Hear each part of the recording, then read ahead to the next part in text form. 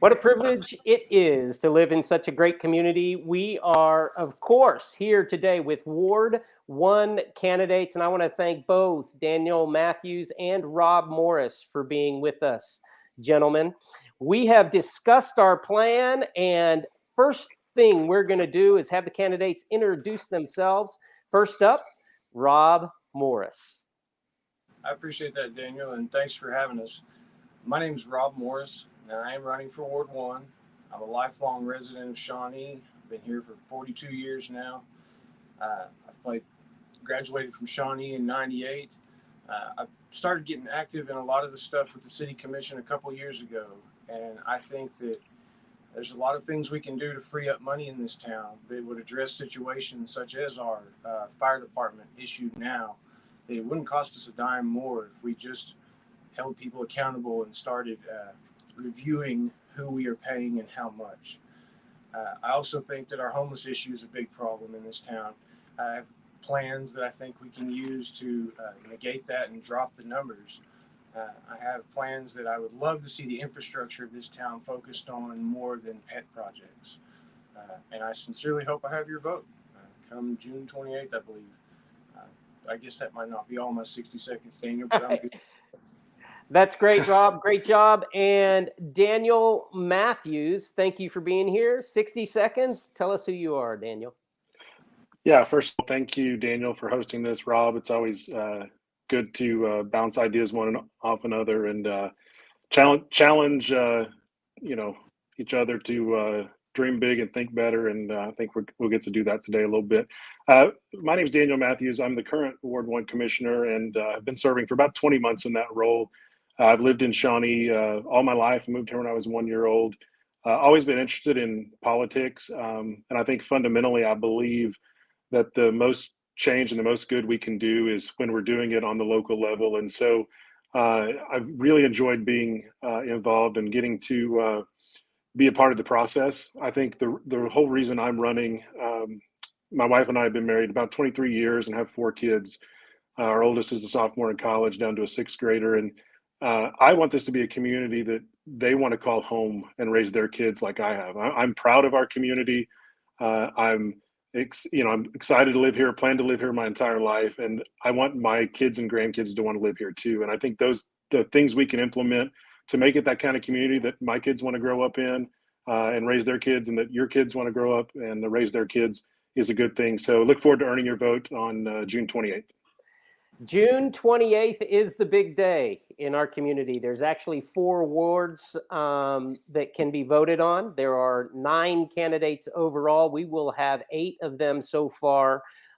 If you would like to see the introductions for each, check out our website, ShawneeCTV.com, or our Facebook page, YouTube page, Twitter page. They're all over the place. Gentlemen, thanks. Today, we are going to address a number of questions that really came from my heart about topics that are huge, I think, within our community: downtown, transportation, housing, revenues, infrastructure, challenges, and opportunities. So to kick things off, we recently lost a wonderful, visible, energetic, high retail dollar investor in our Main Street district because of requirements imposed when he tried to make facade improvements to his already well-improved downtown property. Unfortunately, this has been a repeated occurrence I've witnessed as a longtime Shawnee resident. Are you, as a commissioner, serious about getting our Main Street corridor thriving again? And you can simply answer yes or no. If yes, what is your commitment to the voters in making downtown a thriving district? When we will bring, this time, Daniel Matthews to the forefront first. Sure, thanks. And I think it's a great question and a complicated answer. And the first answer is yes, I'm absolutely committed. I think our downtown is so unique. It's part of my identification with Shawnee. I was trying to think about my earliest memory, probably downtown, is going to Otasco and hear my dad talk about going to Hamburger King when he was an OBU student. So, our downtown is so unique, so historic. And I think we've tried in various ways to do projects, but I think they've met with very success. I think one of the things that will help downtown, we're already an opportunity zone down there. We already have a TIF district down there. I think the unified code development is going to be a big help, because I think, especially even in the situation you're talking about, if we'd had unified code, we probably wouldn't have lost that retailer, just because of there wouldn't have been the level of frustration. Ultimately, you know, the city doesn't bring or cause businesses to survive, but it provides an atmosphere for which they can thrive. And so, growing a healthy downtown in a regulatory environment, in a code environment that sees people want to take great buildings, bring their business down there, restore it. I think we're right on the verge of really great things downtown, whether it be from the museum to restaurants to retail. I think it's just creating that environment where people believe that it's going to be easy, or not even easy, but it's going to be possible and worth their time and effort to go through the restoration process and do it with that care and make that investment. And so I absolutely look forward to working with downtown, continue to work with downtown retailers and businesses to see downtown continue to grow and thrive. Thank you very much. That was a fine answer. And Rob, for you, I would like to restate the question. Are you, as a commissioner, serious about getting our Main Street corridor thriving again? Yes or no? And if yes, what is your commitment to voters in making downtown a thriving district? Rob Morris. First, yes, for the answer. And my commitment would be to go after the problems that are hurting our downtown. The homeless is the biggest problem we have downtown. And moving the homeless from off of Main Street would help solve a lot of problems we have. Unfortunately, we can't do that right now. The Built for Zero program that we have in Shawnee is only a sustainment program. It's not meant for homeless numbers to go down. And we continue to feed the homeless on Main Street all the time. So people don't want to go down there. They don't feel comfortable. They don't feel safe. I personally watched a father have to stand outside the truck to watch his daughter and one of her friends get their senior pictures in Celebration of Life Park. That shouldn't happen in Shawnee. So my commitment, number one, is to actually do something about the homeless. I do have plans for that. And next, if we want to revamp buildings, if we want to build new in downtown, that's fine. But we need to stop hiding things in LLCs, and we need to stop shuffling money around to where only certain people can get property down there and actually do things. I think that has to do with Shawnee Forward and bringing economic development back to the city of Shawnee and away from them. Okay. Well, thank you, Rob. I have a follow-up question for you. And you mentioned a Built for Zero program. Tell me what that program is. The Built for Zero program, it's going to escape me who the parent company of it is, but Built for Zero is supposed to help with the homeless. And what they use is a term called functional zero.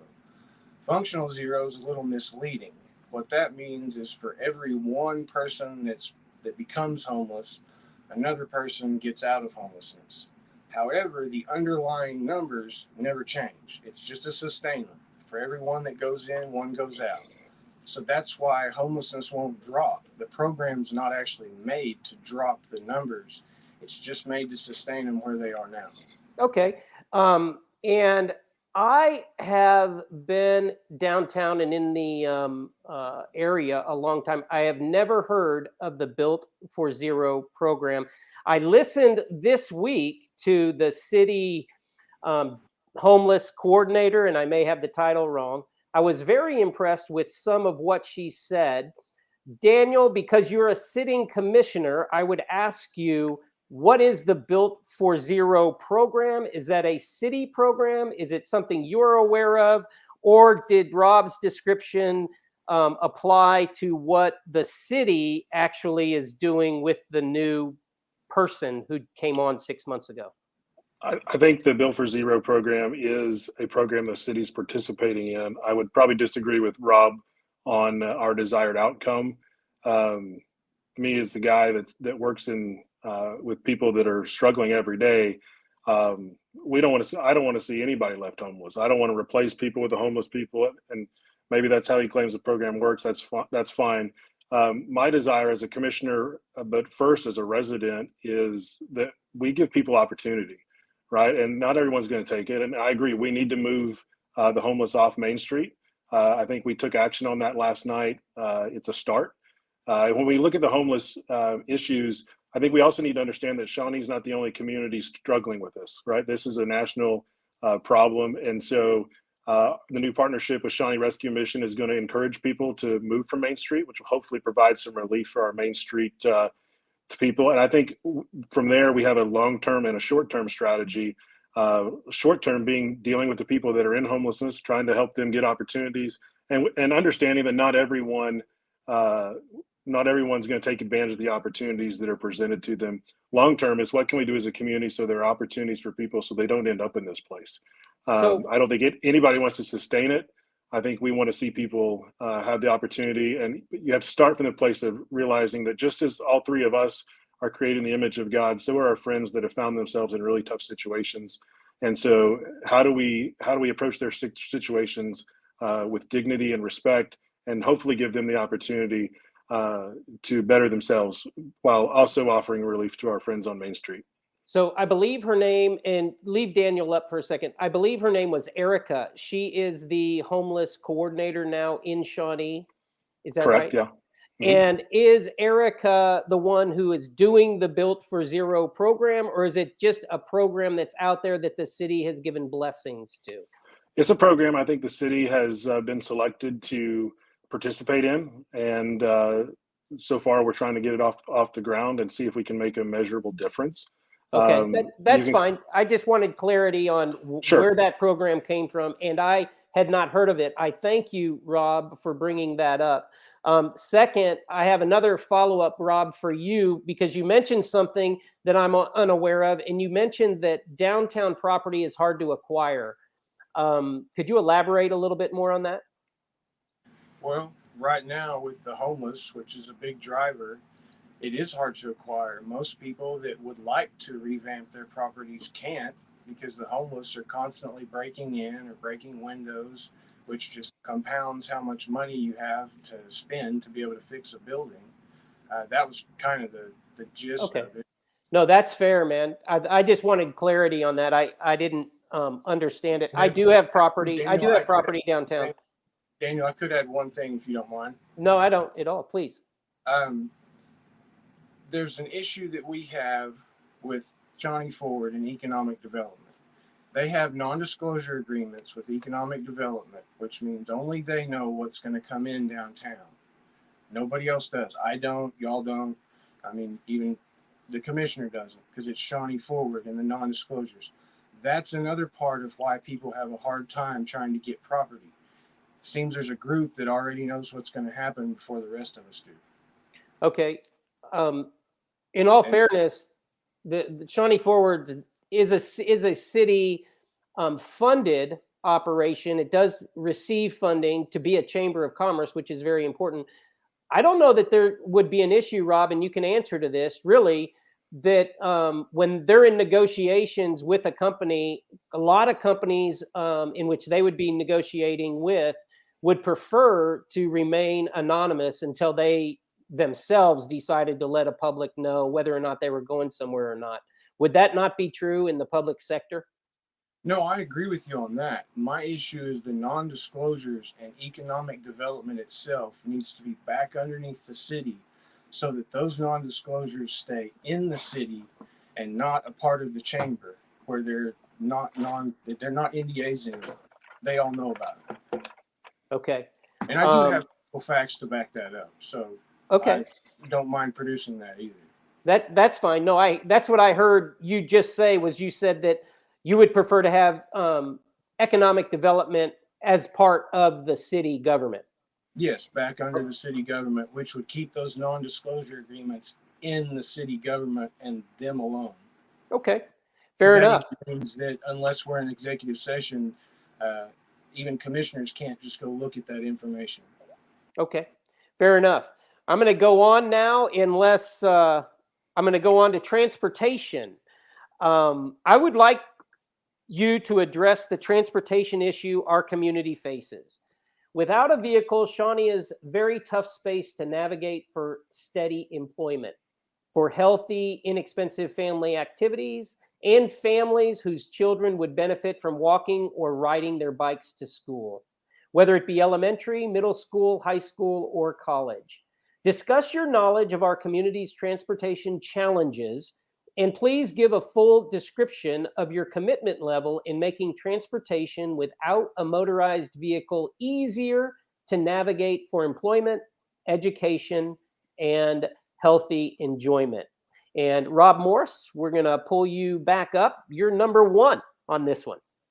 Okay. Yes, public transportation is a bit of a challenge around here.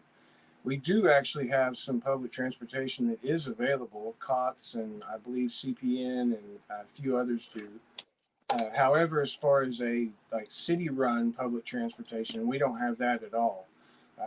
I have been over the last, I think about a year and a half, a part of a task force, if you will, a committee to look at public transportation for the city of Shawnee.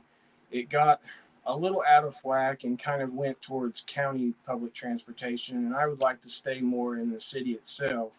I think we have the obvious corridors of MacArthur, Kickapoo, Harrison. Then you look at like Central Plastics, Gordon Cooper, places to drop people off and run a bus system. The last talk we had, it was that COCA, who runs COTS, another public transportation, would be running the bus system for the city of Shawnee, basically as a contractor. We haven't had a meeting in a while, so that's about the last update I can give on that. Okay, that's good information. Can you address at all non-motorized vehicles like biking and walking and making that easier for people around town? Yeah, I have no problem with installing sidewalks so that people can walk and bike and get places easier. One thing I will say that I'm not for is if it gets brought up again, bike lanes on Broadway, I'm not for it. I don't want to take parking away from anybody. I don't want to mess with that. Let's do sidewalks. Let's make Broadway nice. It is a main street of ours, but I wouldn't be for bike lanes going around. I also think that for public transportation, we need to work on our roads themselves, because even if we do get buses, we got pretty good potholes around here, and we're going to end up spending so much money to fix everything. It's kind of a grand scheme of things. Okay. Thank you very much, Rob. Daniel, we'll bring you up. I'll repeat the question for you. Discuss your knowledge of our community's transportation challenges, and please give a full description of your commitment level in making transportation without a motorized vehicle easier to navigate for employment, education, and healthy enjoyment. Daniel Matthews. Sure. And I've been serving on the task force too. I think Rob and I think there were 3 different cohorts of it, and Rob was on one and I was on a different one. And I know a lot of work from all 3 have gone in. So Rob, I appreciate your work on that, as we've all worked. I think our cities in especially middle America are designed for cars, right? That was how they were designed. About 3 months ago, I was flying home from a trip and looked out the window and said, what is that strangely shaped like a J city below us? And then I realized, oh my gosh, that's Shawnee. And so obviously public transportation is challenging when we look at COTS and other things as far as for everyday life. And so I believe we need a bus system. The routes we've been looking at were Shawnee specific, that provide opportunities for people to get to places for work, for spending money in retail, and then also services that they might need. But when we look at, so I think the idea to work with COTS, I think it's on hold while we've put in an application for ARPA funding with state and federal offices. So I think we'll have a better defined plan when we hear back whether we are approved on any level, and we'll be able to get to work in one way or another. When we look at non-vehicular transport, I think early on we built sidewalks, and I think there was a misconception that sidewalks are for working out. I think what I see every day in the lives of those we serve at the market, sidewalks are a way of economic mobility. They're a way that people can get safely to and from work. They're a place that they can get to parks, they can get to schools safely. And so for some in our community, sidewalks are a matter of recreation. For some, sidewalks or bike accessibility, anything other than cars, is a matter of, hey, I'm not going to lose my job because I can safely get to where I need to go. And so I think it's important that we invest in all of those, and that we continue to look at ways to incorporate those into our transportation plan. But it's not an either or; it's a both and in this situation for me, and how we look at that in a strategic and smart way going forward. So follow up with you, Daniel. Where do you stand on bike lanes? I mean, I think bike lanes have to be a part of our thinking. I think when you go back to roads that weren't constructed for bike lanes and try to add them, there are challenges because they weren't designed for that. And so I don't have any argument if you want to say, hey, Broadway's not the best place or some of those. But I think when possible, as we go forward and build streets, we need to look at how we incorporate that into our thinking and planning. And Rob, for you, I'd like to ask you, you did mention Broadway, so I just want to open it up to bike lanes as a whole. Where do you stand on bike lanes?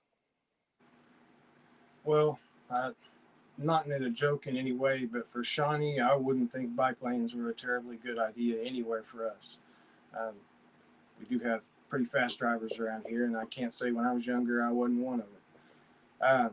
Bike lanes in general, I'm not sold on the idea. We've got sidewalks you can ride a bicycle on, and I do agree that sidewalks aren't just for exercise. They are for people to get to and from work, or point A to point B, whatever that may be. So bike lanes in general, no, I'm just not for them. Okay. It's not something I would look for. Okay. Thank you very much for the clarity. And now I am going to move on to housing. According to the 2020 census, our community sits around 54% home ownership. The national average is 62%. That represents about 1,000 homes gap that we would need to fill with new homeowners who are existing renters, leasers, etc., just to become average in our home ownership ratio. Rent pricing in our community is through the roof in terms of value return for costs. People are renting in horrendous conditions. Generally speaking, what do you think is the mental differences between a homeowner family dynamic as compared to a family which owns its home? And how does homeownership rates affect a community? And Daniel, you are up. Daniel Sure. Matthews. I still remember July of the year 2000. My wife and I bought our first home. We were Ward 6 residents. We still own that home. And then in 5 years ago, we bought our home in Ward 1. And I think homeownership plays a big deal in pride, roots in the community, the effort that you put in for property maintenance. When I get my Lowe's bill every month and see what my wife is spending on flower beds and all that stuff, I can tell you it plays a big role because we own the home. And it's where we're going to put our roots down and hopefully spend a long, long time.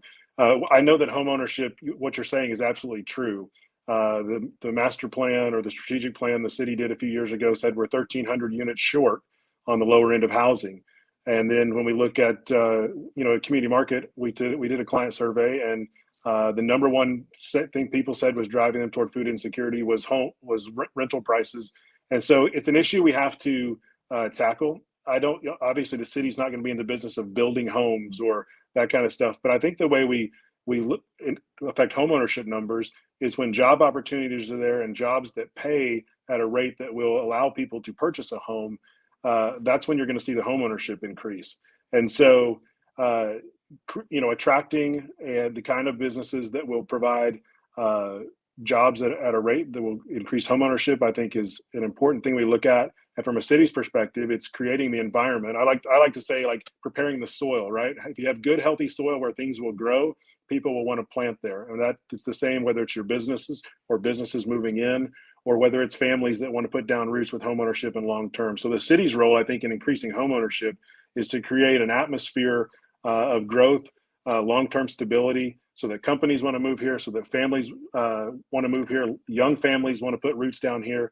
And the city will never build homes, but it's our job to create an atmosphere of stability where people want to invest and see themselves long-term. All right. Thank you very much. Rob Morris, generally speaking, what do you think is the mental differences between a homeowner family dynamic as compared to a family which owns its home? How does home ownership rates affect a community? Thank you. Well, home ownership is a big thing, and I do agree with Daniel that when you own your home, it's yours. You know that you don't have to leave for any reason. You know that a landlord can't kick you out. I think that when a lot of this stuff comes down to is that people need to know like the ins and outs. For someone that pays $1,250 a month for rent, they could buy a house with a house payment that's probably $200 less than that. I think a lot of people don't know that that's out there, and unfortunately, a lot of the rent houses we have in Shawnee are for sale, so there's nothing to buy. Now, to do with that and to get more home ownership in Shawnee, I can tie this in with the fire department from last night. Our fire department does go outside of the city limits to help other towns and areas outside. There's a lot of new neighborhoods that are out there. We annex in those neighborhoods, and now our home ownership goes up and our city grows too. Services will be out there and everything. So there's a lot of things we can do. I don't think it's as simple as just saying own a home or don't. I think that a lot of people would own a home if they knew that they could get one for cheaper than what they're paying now. And doggone it, I had one other thing and I lost it. Home ownership. What does it mean to a community? Families. What does it mean to families? Oh, does that help you? And for a community, the more people that own, you know that they want to stay here. The people that rent, thank you for saying that, Dan. Sure. That would be interesting to ask people and say, if you are renting, do you plan on staying in Shawnee, or are you renting as a temporary thing? We might find that there could be a lot of people in Shawnee that use Shawnee as a temporary place to rent and then move on. So maybe that's why they don't buy homes. I just think there's a lot of stuff to look at. I don't think it can be as simple as saying own a home or don't. Sure. Okay. Very fair. And let's keep you up, Rob. I'll go on to talk about city revenues real quick. Generally speaking, what are the current revenue amounts, and how are they delineated or kept separated? Where do major sources of funding come from for our city government, and what do they support? And I know that that's a broad base, but what I'm looking for is just a general top 3 funding aspects for the city, where they come from and what they're supposed to support. Well, the short answer would be if you go to the Shawnee's YouTube page and watch the presentation of the budget from last night, it'll answer the whole question for you. That's very good. Is that what you want to say? That's perfect. I'm actually going to stick with that because they break down exactly our funding and where it comes from, and they lay it all out there for the public. It was a public hearing, so we could speak up about it too. Thank you very much, actually. That's awesome. And I like that answer because it's straight to the point, and it's, hey, if you want to know that, just go to a YouTube page. Here is the answer. And you said, tell us again, Rob, where is it? It's City of Shawnee is the YouTube page. Okay. Perfect. Thank you very much. I think our picture is of a horse right now. Okay. That's great. Okay, Daniel Matthews, let me try that again with you. Generally speaking, what are the current revenues and amounts, and how are they delineated or kept separated? Where do the major sources of funding come from for our city government, and what do they support? I'll agree with Rob. The presentation last night was really strong, and when I saw your question today, I thought, oh, it's a quiz of how well we remembered everything we heard last night. And it is on the YouTube page. It is on the website. And so that's a good thing. I think just a quick overall, we have 7 major funds. Our total projected budget for the coming year is $96 million across all 7 funds. Almost $26 million in the main general fund, which does most of our core personnel. Then you have the municipal authority, and again, they can do a much better job than we do. I think the one thing that maybe we should point out is the main driver of revenue for communities. Oklahoma is one of only, I believe, 2 states that does this, where communities are primarily funded through sales tax. So when people say shop local, it's not just a a slogan or whatever. It's literally making a difference in our community, because our major driver of all of our revenue, outside of loans or special grant funding or things like that, is sales tax. And so even when we look at budget crunches and challenges, it becomes one of those things where we have to generate more sales tax revenue. But the budget proposal for this year, I think it does explain it well. That software and those budget things are always available on the city website. And I think that'll be a good thing. All right. I love that. Thanks for pointing that out, Rob. We have infrastructure issues in our community. According to your own study, what are the two most pressing infrastructure problems the city faces? What is the current staff action plan which addresses each problem, and how is it being paid for? Is the ongoing solution going to be effective? Why or why not? And if not, offer your plan for a different infrastructure solution. Generally, how much would it cost, and where the money to pay for it will come from? And that will go to Daniel Matthews first. Sure. I think our two biggest infrastructure issues, as I see it, are our streets and our water lines within the city. I think those are, but I think a good caveat to put in that is this is not a Shawnee specific problem. This is a state, communities in our state and federal or nation are having this problem. Most of the infrastructure that's in the ground in our entire country was put in between the 40s and the 60s. Shawnee's no different. And so figuring out, you say, how are we going to pay for it? Man, that's a broad question. If we could figure that out, I think we would be, all of us would be commissioners, right? Or presidents or whatever. I think one thing that I see as a model is perhaps Tulsa has a model where they have a permanent tax or a permanent bond in place that pays for continued replacement, and that their budget or that they get from sales tax pays for the recurring maintenance that's going on. I think we're going to have to look at something like that, because when you look at our community, in fact, I just heard an update today, and I'll read it from a note I have. 47% of our streets need work or rated as low. Deferred maintenance, and we'll talk about that more later, has gotten us. And I think people realize we have 551 miles of streets in Shawnee, and it's expensive. It's about $235 to patch them, or $233,000 a mile to patch them, and $800,000 a mile if you got to replace it. And we have 234 miles of water line, and that was put in the 60s when there was no code for how deep you put them. And so we have major challenges that we have to find funding sources. I think staff is implementing CityWorks, which is going to make us much more efficient. So I think staff has a plan on how we can attack it, but the funding is still, I think, an ongoing question that the commission needs to speak on, the voters need to speak on, and we need to find a good long-term solution, because it's not just a Shawnee crisis. It's something that's going to hit communities all around us. Okay, Rob Morris, according to your own study, what are the two most pressing infrastructure problems in the city faces? What's the current staff action plan which addresses each problem, and how is it being paid for? Is the ongoing solution going to be effective? Why or why not? If not, offer your plan for a different infrastructure solution, generally how much it would cost and where the money to pay for it will come from. Rob Morris.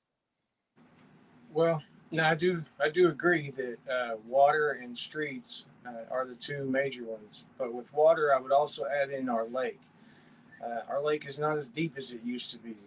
I think our lake could probably do with being dredged, which would help with condiments, the sedimentation levels going down, the water becomes clear, our pumping system is able to work with less grit going through it.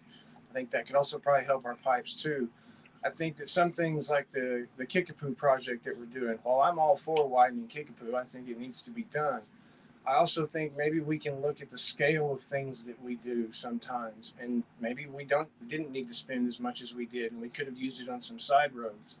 There's a lot of streets that people flat just avoid because they know that one pothole's there that'll get you every single time. I think another thing that'll have to do with our roads is that creek that runs through the middle of town. And specifically, it goes from Kickapoo Spur and then runs southeast all the way across Broadway, Larch Miller Park, and keeps on turns about at Union Street Station. That creek, there's several roads around here that just flood, where they're impassable when it rains. I think we need to address that by addressing that culvert to allow water to flow, which in turn is not just our drinking water, but our sewage and wastewater. I think needs to be addressed too. It's not as simple as just fixing the water that our drinking water comes through.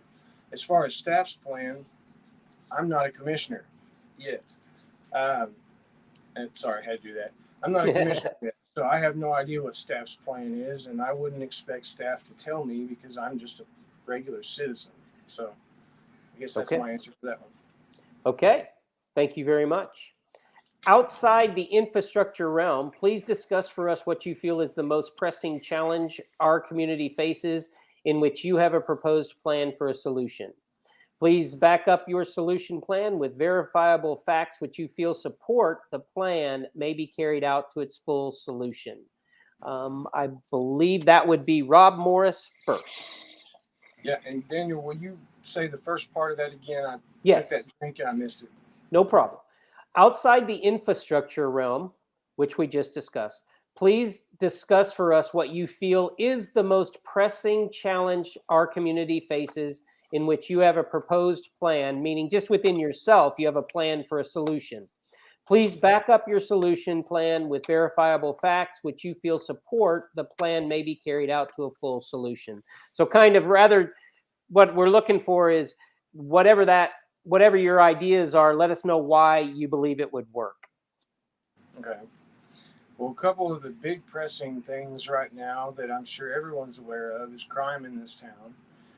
And the fire department station number 2 and them being below on numbers of people that they need to run it full time. That's something that I'd like to address first. And I think it'd be very easy to do, and I think you can do a good majority of it, if not all of it, without costing the city an extra dime. When I spoke earlier about Shawnee Forward and taking the economic development back, they get approximately $295,000 a year from us for economic development. Not for the chamber, but for economic development. When we bring that back, we are still going to incur some of that cost because now we will be doing it, but that could free up possibly $200,000. We just did a contract the other day that because they want to hire a quarter of a full-time employee, it added $15,000 to the contract, where the people who had the contract before, it would have only been $50,000 instead of $65,000. So that would have saved us $15,000 right there that we could use towards fire or police. Once we get fire and police situated, that actually helps with a large number of things in this town to where then we can free up money to be able to go after other things. I'm not sure if I answered your last part of your question. I believe you did. I believe you were talking about money for the fire station and be able to use that particular money to be able to help with the fire station and the crime. Yes, issues. and that's just one example. I think that we can also go through and find out who we are actually getting our bang for our buck when it comes to who we give money to. And any of that money, I'd just as soon throw it right into police, fire, water, sewer, all that stuff. No pet projects, no nothing. Okay. All right. Thank you very much. And Daniel Matthews, outside infrastructure realm, please discuss for us what you feel is the most pressing challenge our community faces in which you have a proposed plan or a solution. Please back up your solution plan with verifiable facts you feel support the plan may be carried out to a full solution. Daniel Matthews. Sure. I think just to clarify something that was said just a minute ago, I don't think Rob and I are probably too far off on some of these, although I think the economic development dollars and talking about moving them wouldn't solve the problem like we talk about, because those are coming from dedicated funds that have to be spent on economic development. So we couldn't move any of them to another department, is my understanding. Now, when just I look one moment, please. Just because of that, we want to understand too that Rob was offering that solution to his problem, and he used the economic development funds as a single possible source that might happen. But the broader issue was look over the budget and look for money that could be spent elsewhere. Go ahead, Daniel. So I think one of probably the most pressing challenge, and I think we're seeing it happen a lot, is deferred maintenance and ideas, things that are sneaking up on us that haven't been done in the past that are now costing us astronomically as we go forward. And so I think you're seeing some of my plans already been enacted in, getting to vote for city works and those kind of things that are streamlining the processes at the city. They're bringing things to light, helping us to be more efficient. And we have to go through all of our processes and find these deferred items. And current maintenance can no longer be deferred on any item through our town. We have, that edict has gone out, and we cannot do this again, because we see, in dealing with the depot, we've gone from an issue that would have cost us a few $100,000 to those that are much more. So when I look at the challenges for the city government, I think funding these items that we are committed to that have to be done are very, very challenging. We have some reserves from which we can do it, but when we look at a pressing challenge, we have to stop the bleeding on items that we just haven't been taken care of in years past, and do that from our reserves, do it from streamlining our processes and those savings that will come from there, and move forward. Okay, what I understood you to say, Daniel, is no more deferred maintenance. We can't do that any longer. We have to take care of the problems as they hit. Yes, because we are paying just in multiplied factors for things that we didn't take care of. And I don't want to go back and adjudicate why past staff and past commissioners haven't done that. The truth is things weren't done. And so we are, costing ourselves our future by things we didn't do in the past. Okay, fair enough. And Daniel, can I ask a question? Yes, Rob. Could Commissioner Matthews explain why then he didn't vote to go ahead and fix the roof on the depot? I mean, he's been a commissioner long enough. They have voted on that. Okay, one moment. And the reason that I went in and jumped in with Daniel addressing something Rob said, and now I am allowing, and I want to allow this question to go forth, is because we have a space for this at the end for candidates to question answers that were given by the other candidate. So just in our agreed upon rules, no, we're bending them right now. But we can wait. It's no problem. Okay. Well, no, I'm good with it. We can have discussions. I mean, I'm fine with it. I think Rob and I are respectful enough of each other that in this format, I understand the rules, and I'm sorry if I jumped in and bent them, and okay. But I'm cool if we. Okay, that's great, and I think we all are cool. And right now, I would like Rob to honor your request. And the question was, Daniel, why did you? Okay, go ahead. Yeah, I don't think I voted against replacing the roof, and you can correct me if I'm wrong.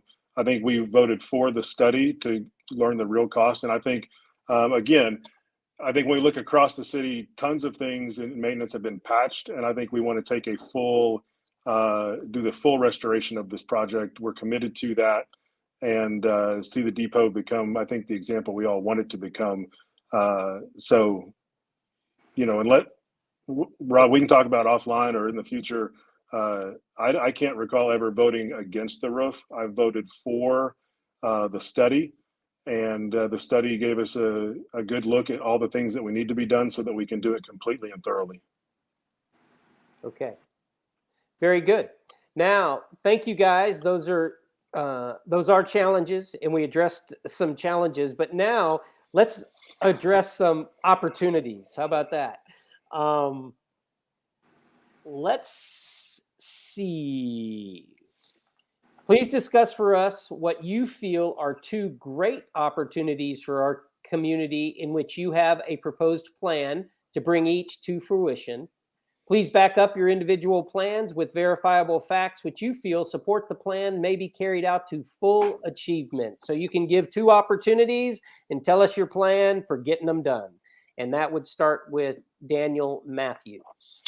Yeah, I think when you ask this question, I mean, I think we have opportunities all around us. I think the two that immediately, well, the one that came to mind, and I'll work it out is I think we have incredible opportunities for partnership. I think we've seen that relationships, I think, matter, and that I think this, as a commissioner, I feel I'm a good listener. I want our staff and the entire commission to be one that values the input of the people. So I think we have incredible opportunities for partnership, whether that be things like the Lake Advisory Committee that we brought in and are now trying to work toward those solutions, whether it be working with the folks at the Historical Society to create an environment where that can happen. And I think by partnerships, I think one of our biggest things we have, people have been saying lately, the Depot District. So I think allowing areas of town to build identities and helping them do that, whether it be in Northside Retail or the Depot District or the Main Street District or whatever those look like. I think we're seeing that in other communities really work, where different parts of town have a character that attracts people to them. And so how can the community facilitate those conversations, have great, easy to understand regulations and codes that allow communities to take on their own personality and thrive. And I think, of course, the lake is a great opportunity for us to really build, an incredible asset, work with our partner residents out there to create an amazing environment that's safe. Of course, I've advocated for a substation for police and fire out there. And of course, finding a permanent funding source to make that happen, I think is important. The other one that I think really came to mind is the opportunity that we have to build further relationships with OBU. We're such a unique community in the fact that we get to audition with young people looking for a place to set down roots and build their lives for 4 to 5 years with all the students that come to OBU. And so how do we, I think the leadership at OBU right now is really poised to work with the city. And so how do we strengthen those relationships that cause our community to grow through that? I think it would be great to have strengthen and formal relationships with OBU to really, really attract the students that come here to help grow our community. Very good. Thank you. Rob Morris, tell us what you feel the opportunities are and your plan to carry them forth. Well, my opportunities might be a little different. One of my opportunities I think Shawnee has is actually an idea that helps with the homeless. It has to do with using the old Cinderella Motel, which, as we all know, has individual hotel rooms with individual bathrooms and the ability to cook. So that turns into individual residences, with an actual address to be able to receive mail. With that, now you actually have a place for people to be day and night, whereas the homeless shelter downtown or just south of downtown will only be during the day. So at night, those folks will still go back out into Shawnee. The Cinderella has plenty of room to be able to offer services to the homeless so that we can find out who actually wants help versus who's here to just abuse our town. I do think that Shawnee has a lot of growth opportunity as far as business or just people moving here to live. I think that north and northwest is probably the direction we're going to be going. Oklahoma City is starting to encroach on us pretty good. Business-wise, we need to, if we're going to start opening up businesses, we might need to look at a little more industrial so that we have numbers of jobs. Because while small businesses are wonderful, they absolutely are, they usually don't employ tons of people. And when you have a lot of people that are looking for jobs, industrial work is usually a lot of jobs there. Central Plastics being one of them. They employ a lot of people. What if we were to open up another one like that of any kind of company? That would add tons of jobs. So I think we have the ability to do that. Jobs bring people to increase the home ownership here, to go back to something you brought earlier. But specifically, one thing I would like to look at is the Cinderella. And I use that as an example because I think Old Franklin School, there's a possibility of using it too. I think the city has kind of dropped the ball on that as far as we gave the school board property and bulldozed it all, and then we got a building that has lead paint and asbestos. I think we need to use it and figure out something to do with it, and that's another possible shelter for the homeless too. Okay, thank you. Follow up, Rob. Do you think it would be better to bulldoze Cinderella and use the space to build again, or Franklin School, or do you think that it's best to just try to refurbish what is there? For Franklin, I actually know of a guy that's been developing a lot of properties in town that if the city would let him, and I'm not privy to those conversations, but if the city would let him, he would do the asbestos abatement and the lead paint abatement to bring that up to be a functioning shelter. As far as the Cinderella goes, my biggest thing is you got to fill in the pool. Sorry, I don't have a pool. But other than that, leave it as the building is, because you already have 2 stories of individual residences throughout there and a whole courtyard in the middle of the building to congregate if they want to. And they're more than welcome to go outside. I mean, you're not locked down, but that gives safe places for everybody. Okay, thank you very much. And that brings us to the conclusion of our questions for each of the candidates. And I would like to ask candidates, do either or both have questions about some of the answers that they heard? It does not sound like it. We've already addressed that. So thank you very much, guys, both of you, for being with us. I know, I, for one, look up to anybody who runs for office because it's not a thankful job. And you guys have shown a lot of guts, both of you, for putting your name and your family's name out on the line. Thank you very much, and that's heartfelt. Now we will have closing responses, and I believe Daniel Matthews, and correct me if I'm wrong, but I believe you go first in closing. I think I go first. Okay. Yeah. Well, again, Daniel, thank you for hosting this. Rob, thanks for hanging out. I think conversations like this, whether we agree or disagree on issues, make our community better because it makes us wrestle with issues in depth. And I've been honored to serve as the Ward 1 Commissioner for the last 2 years. I'm sincere when I say my reason for serving and desire to serve is that we create a community that we all want to raise our families in, and that our kids want to raise their families in. It's not without challenges. It's not without hard things, but I look forward to hearing from the people. I feel like I have great relationships across the board, and I think for the last 6 years, I've worked every day to improve the quality of life of the people in this community, whether it be in my job or as a commissioner for the last 20 months. And so that's my commitment to continue to do. And so it's been an honor to serve. I will be honored to receive your vote on June the 28th, and look forward to continuing to serve this community to the best of my ability. Thank you. Daniel Matthews, one candidate for Ward 1. Now, Rob Matthews, thank you. Rob Morris. I'm sorry, Rob. I'm sorry, Rob. It had to happen, didn't it? Rob the election. Okay, on to closing. When it comes down to what I think is good for Shawnee, my opinions are out there. For the last several years, every 2 weeks, I've written up exactly what I thought about the city commission meeting, whether people agree with me or not. It's all out there. It's on my Facebook page. It's just Rob Morris. It's all public. You can look at it. I think that we have a lot of things to do in this town. A lot of things to weed out that have been done wrong over the years. Like, let's take the depot, for example. I remember back when James Harrod was on the commission, that's how long I've been bringing up the depot and wanting to get things done. My issue with the study that we did, apparently the study didn't even tell us anything. And then after we did the study, nobody acted. Nobody acted until campaign season came around. And then all of a sudden, we get a letter that we're going to help the depot. That just is very convenient, wherein some of us have been advocating for the depot and our history in Shawnee for years, openly, whether people agreed with us or not. So that's what I bring to the table. Also, when I ask questions, I expect answers.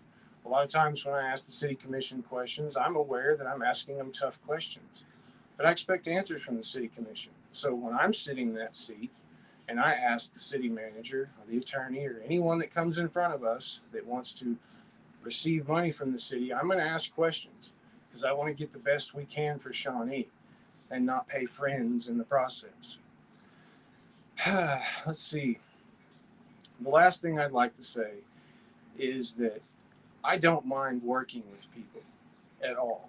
Like, we can agree, we can disagree, and we can come to an agreement where we both get a little bit from both sides. The one thing I won't stand for and the one thing I won't back down from around Shawnee is when the law is broken and then it's hidden from the rest of us. And that stuff can come out at any time.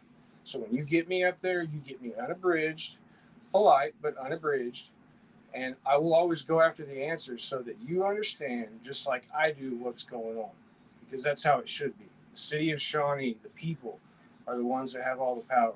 So when you guys decide, and I hope that you do, to vote me in, I will fulfill my responsibility to that seat and make sure that you all are informed in this town.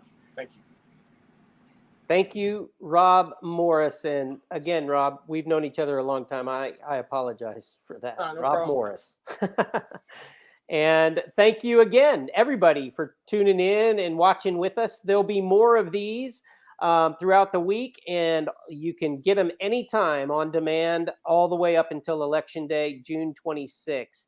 Normally, 10% of the people will determine for the rest of the 90% who do not vote. So our goal is let's get a 20% vote turnout, and all of us participate in our elections, because Shawnee, together we build community, one season at a time. Rob Morris, Daniel Matthews, thank you again. Have a great day, Thanks, guys. everybody. Yeah.